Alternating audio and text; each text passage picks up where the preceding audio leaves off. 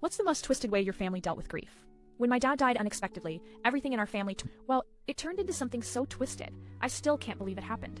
My dad wasn't perfect. He struggled with addiction for years, mostly pills and occasionally booze. But by the time he passed, he was clean for almost a year, finally making peace with everything.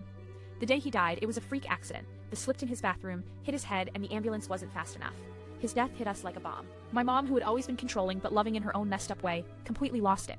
But not in the way you'd expect. Instead of grieving in private, she decided to turn her pain into a full-blown public spectacle. At the funeral, she did something that still haunts me. Instead of sharing a heartfelt eulogy or letting us mourn, she hired a psychic. Yes, an actual psychic. The woman ended up scaring the crap out of everyone, crying tears while saying, "Dad told me he's angry with you, Sarah." That's me. She said he was mad at me for not calling enough and said he had unfinished business. It was humiliating and bizarre. People whispered that maybe Mom was trying to get attention or control the narrative of Dad's memory. But the real twisted part came after the funeral. Within 2 weeks, Mom claimed Dad had left her a secret stash of valuables and money he hid before his death. None of us had ever known about it. She said she found a safe buried behind the garden shed during her visions with that psychic. Naturally, we were suspicious, especially me and my younger brother who lived with her. But she pulled the It's family inheritance card, so she took the safe to her lawyer and locked it away. What nobody knew was the safe was empty, completely. She was just pretending to have all this wealth, and that fake stash, she'd disappear for days with them, leaving us younger kids to fend for ourselves. She got involved with some shady characters who sold heroin and meth and brought them into the house, while my brother and I tried to stay out of it. Then, the real nightmare, she used Dad's death as a twisted playground for her grief and rage. She'd drag us into fights about how Dad loved her more, how we didn't deserve anything, and that we were wasting his legacy. One night, she blamed me for ruining the family during a blackout rage. She threatened to call the police on me for supposedly— When I called her bluff and asked for proof, she laughed like I was the crazy one. Eventually, my brother and I realized we had to get out, so we reached out to our grandmother, who lived 2 states away, and she took us in. But Mom, in some twisted act of revenge, changed the locks of the house, kept all our personal stuff, and told everyone we had abandoned Dad's memory. She even went as far as selling the house without telling us and throwing away years of photos, letters, and winter coats we desperately needed.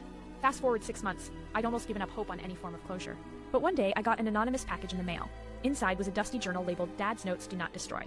It was full of letters he wrote to Mom when he was in rehab, talking about loving his family but also begging her to get help for herself. There was also a bunch of photos showing happy memories that Mom had destroyed, or so I thought. I found out who sent it: Dad's old best friend, who'd been watching out for us quietly from the shadows after Dad passed. He was appalled by what had happened. He also handed me recorded voicemails Dad left for Mom in the months before he died.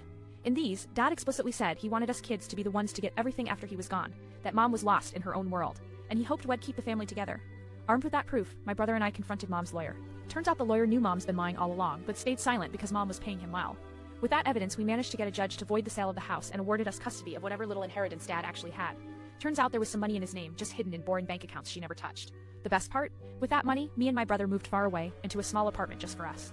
We hired a counselor and started repairing the damage.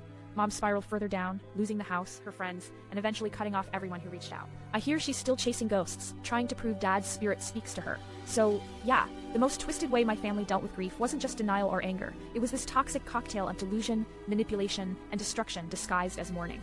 But on the bright side, we survived, reclaimed what was ours, and finally got our peace. And honestly, seeing Mom lose everything she tried to weaponize after Dad's death was the sweetest revenge I never expected.